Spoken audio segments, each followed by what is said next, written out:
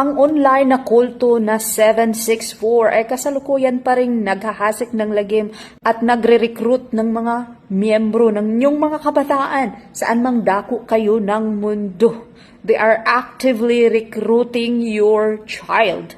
Online na kulto na ito ay nasa mga social media platform at sa mga gaming apps. So ang ginagawa nila ay kinukuha nila ang tiwala ng inyong mga anak hanggang sa makabuild ito ng relationship. Hanggang hihingi sila ng mga explicit na mga photos at saka mga videos.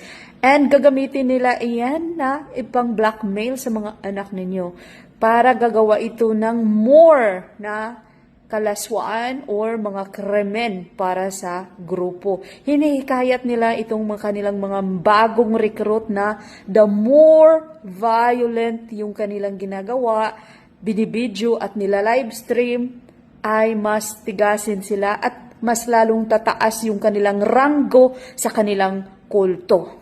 Ang grupo na ito, it's been 4 years, pero ngayon ay talagang lumala. Every countries, every state dito sa US ay malaki itong problema. Ang kanilang goal ay to distract or destroy ang civilization. Kaya tinatarget nila yung mga kabataan para yung next generation ay talagang masira na.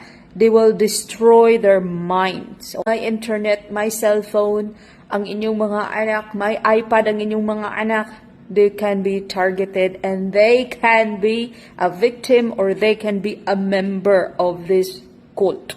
Ang kanilang goal ay to inflict pain, terror, harm sa mga tao, sa mga miyembro, hanggang magpakamatay ito or papatay ito ng tao. Pero ngayon ay sinali na rin nila ang financial gain. Pinapirahan na rin nila ito. Ito yung Pilipino na miyembro sa kulto na ito, no? Ang ginagawa niya doon sa mga biktima niya ay hinihingian niya ito ng mga nude pictures at saka mga porno, yung mga kabataan. And binablockmail niya ito, kaya ginagawa naman ito ng mga kabataan. And then, ang ginagawa niya ay binibinta niya ang mga photos na ito at mga videos na ito sa iba. Pinagpipirahan niya ito. So, wanted na ang mukong na ito dito sa United States. And we believe na bumalik siya sa Pilipinas ngayon at nagtatago. So, kayo guys, kapag kilala nyo ang mukong na ito, diyan sa Pilipinas, report nyo kaagad sa FBI dito sa tipline or tumawag kayo agad ng pulis. Never ever let your kids get close to this mukong.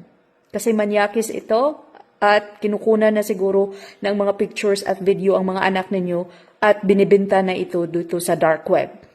So guys, kung may alam kayo kung sino ang mukong na ito, report nyo kaagad sa police or tumawag kayo sa number na ito or pumunta kayo sa website ng FBI. Please, please watch your children's activities sa online. And also, please share this video. Kung may alam kayo na kapitbahay ninyo, kapamilya ninyo na may mga suspicious activity dito sa online, i-report nyo kaagad para masalba ang maraming buhay ng ating mga kabataan and also ang ating society. Sadly, marami ng mga samang tao ngayon na kunwari parang anghel ang mukha, gaya ng mukong na ito, no?